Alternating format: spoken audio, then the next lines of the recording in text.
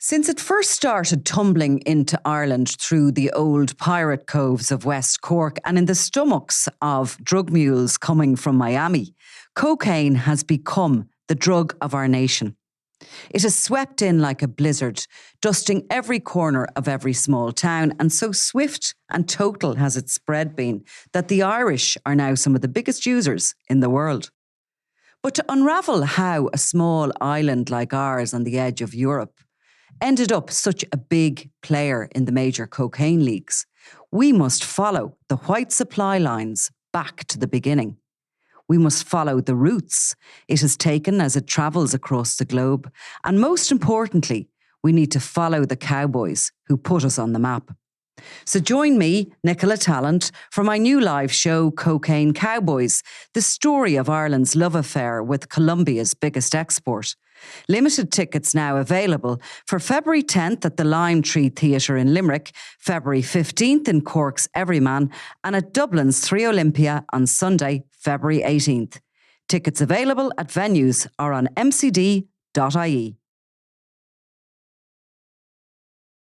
Niall, you were working on the desk the day that Jason Hennessy Snr's funeral was taking place in Dublin. Did you get a call or did you start seeing the photographs? No, I mean, we obviously were there, and we knew because of the level of security that is going around this funeral. And we also knew, obviously, that there'd be a number of photographers there.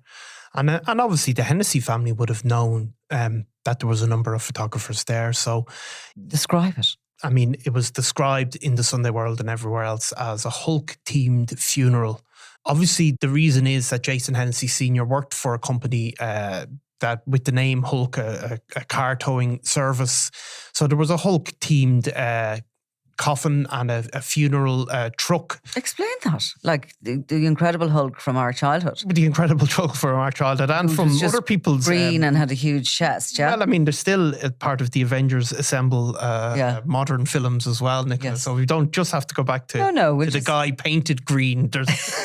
She's also a key figure in the updated Marvel series, which is the best. I like to stay in the past. The most viewed film of all time. I wonder how many of our listeners will remember The Incredible Hulk. Yeah, Lou Ferrigno with I was a big fan of it. You wouldn't like me when I'm angry and all that. But, so look, he worked for a company that towed trucks away called Hulk, and then we had they used one of the trucks from that company, and then they had a funeral painted in the Hulk colours with the words "Boss Man" on it. On the coffin, you mean? Yeah, on the coffin there was obviously a horse and carriage as well, bringing him, and there was a big funeral presence and people in green ties. People in green ties, and his sons were there. Was it sort of how would I describe it? Was it a sinister looking event or? Well, I mean, it was, I think... Its very nature is, of course...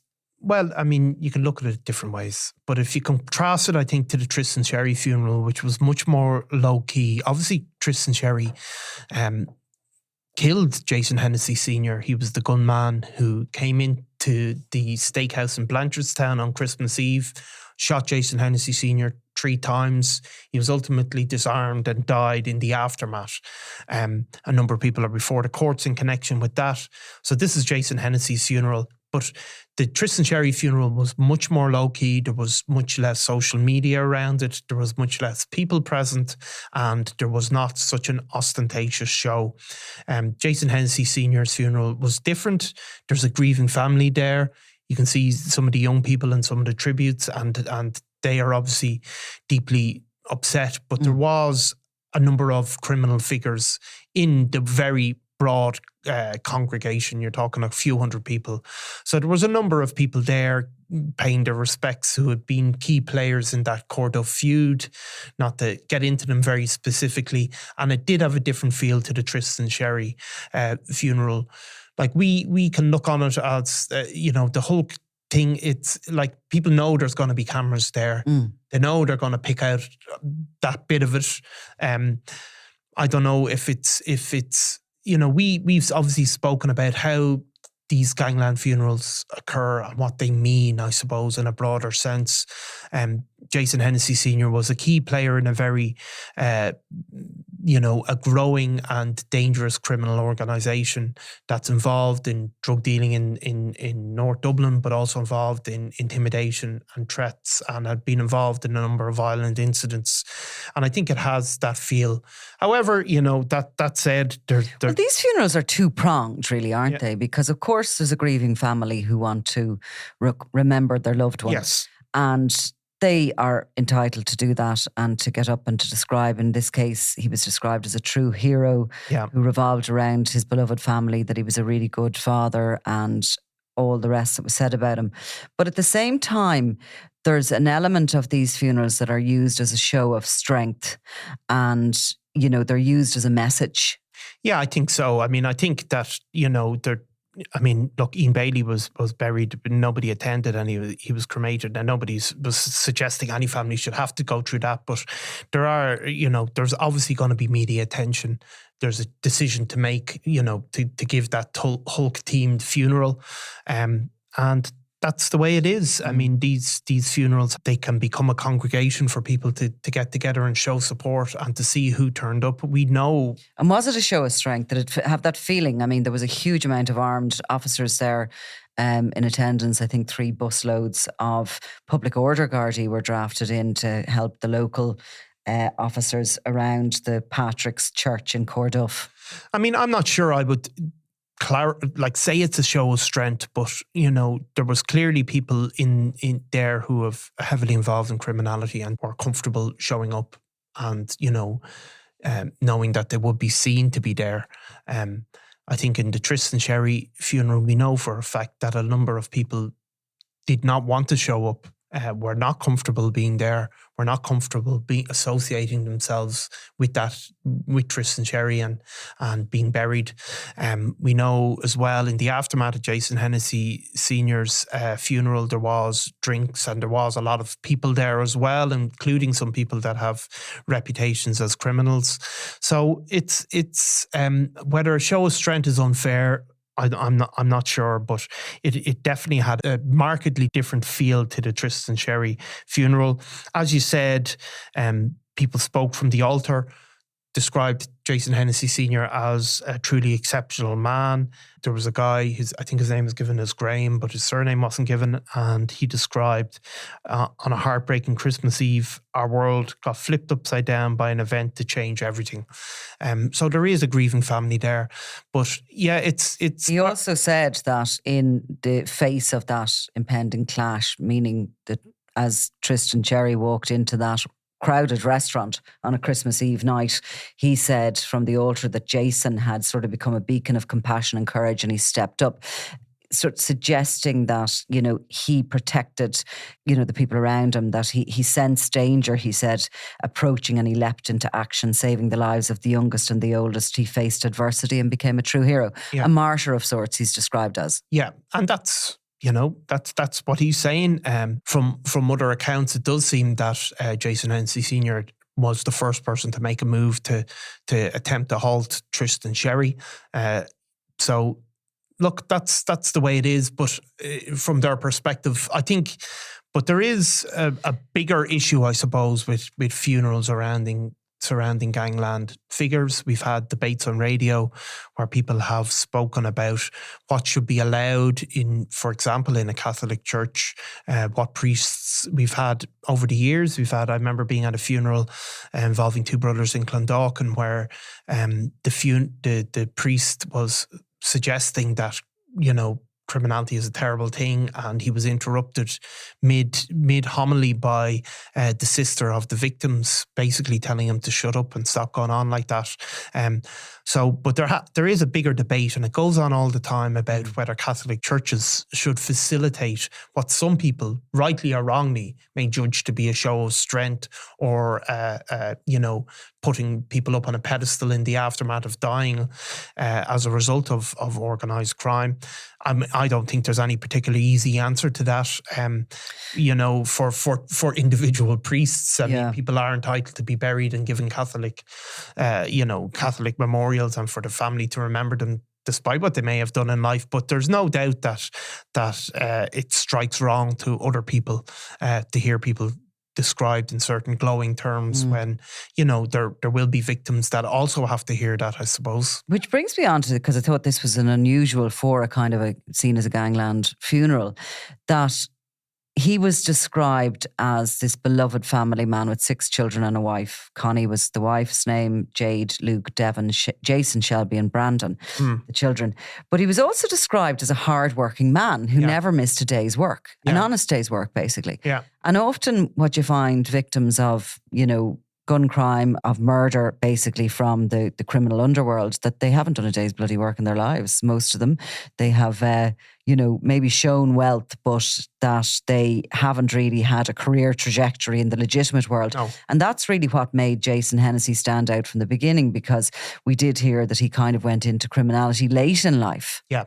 And also that he where some people, as you said, will never have even collected the dole, which is always an interesting one, let alone never worked, and will have been a general scourge on the community from an early age. Jason Hennessy Snr did have positive aspects to him. He'd been a boxing coach, being heavily involved in the community in that way. Now, he's not alone in being involved in boxing and in other stuff, but he did have, he'd always worked, and he seems to have come to a kind of a managerial role in a criminal enterprise late on in in life, yeah. And had been, suspected of taking a sort of a role in the management structure of the money and the organisation of much younger gang members.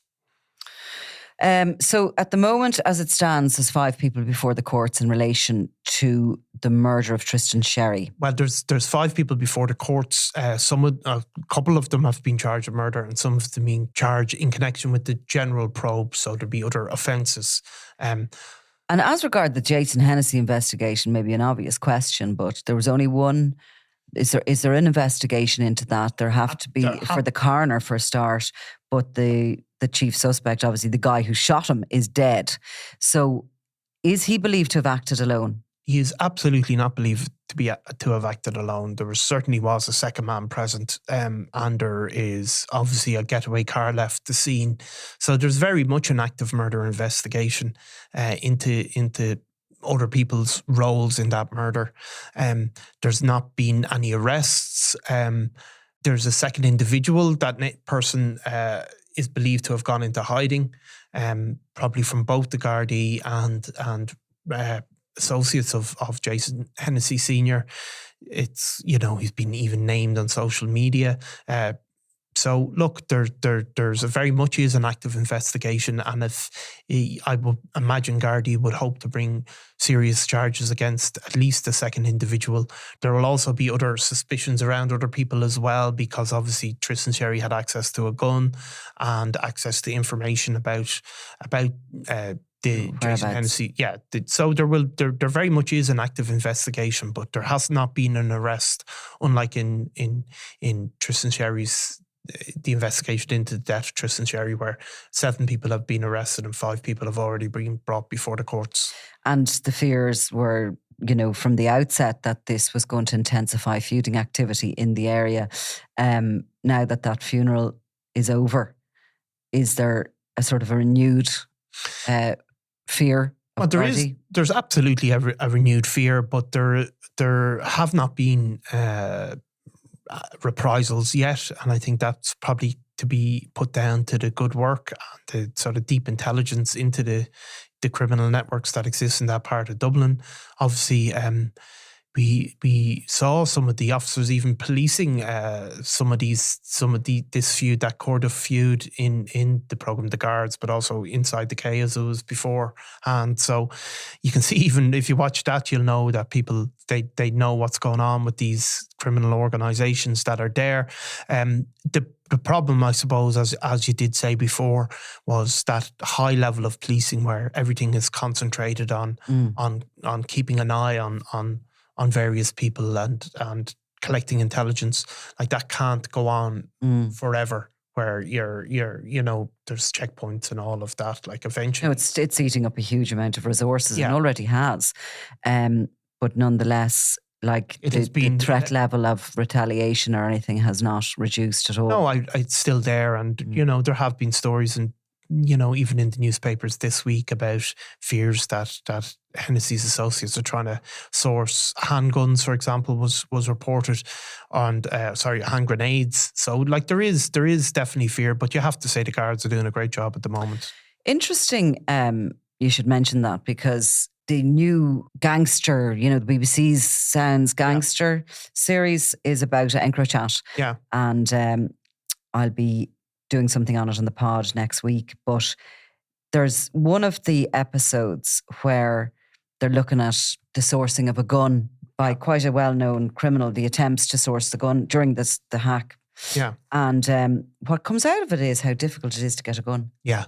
And that's in the UK. I mean, we're going to have to say it's the same here in Ireland. But it is quite difficult to get a gun that's working and that's reliable and get your hands on it. Like, it's not easy.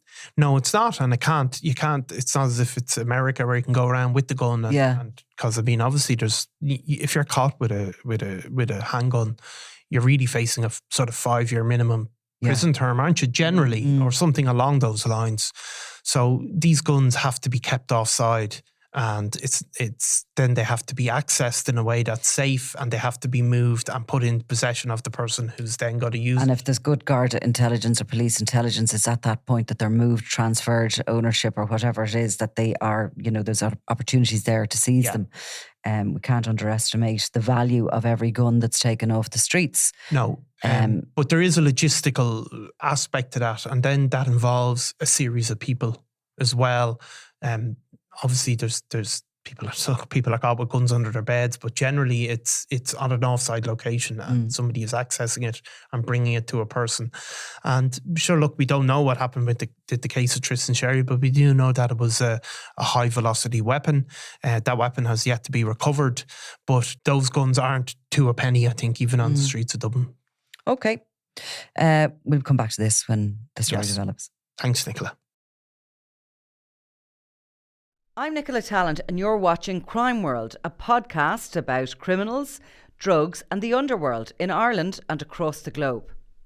Make sure you subscribe to our channel and turn on notifications so you can be the first to watch all our latest episodes. You can also listen wherever you get your podcasts.